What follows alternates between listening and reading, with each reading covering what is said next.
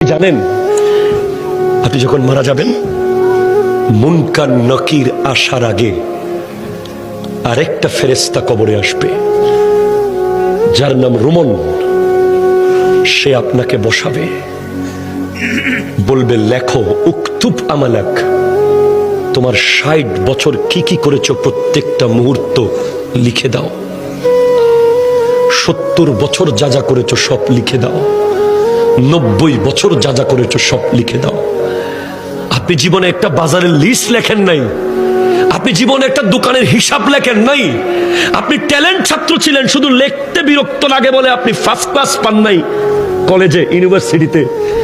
আপনাকে ৬০ বছরের লেখা লিখতে হবে। প্রশ্ন করবেন, এই ফেরেশতা কালি কোথায় পাবো এত? বলবে মুখের থুতুকে কালি বানাও। কলম কোথায় পাবো? হাতের আঙ্গুলকে কলম বানাও। কাগজ কোথায় পাবো? গায়ের কাফনকে কাগজ বানাও। লিখে দিতে হবে। নামাজ পড়েছেন, কলম চলবে দ্রুত।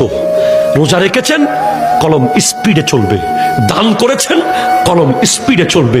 মা বাবার খিদমত করেছেন, কলম দ্রুত চলবে। সুদ খেয়েছেন, কলম চলবে না। ঘুষ খেয়েছেন, কলম চলবে না। জুলুম করেছেন, কলম চলবে না। মিথ্যা বলেছেন, কলম চলবে না। নাটক দেখেছেন, কলম চলবে না। বাটপারি করেছেন, কলম চলবে না।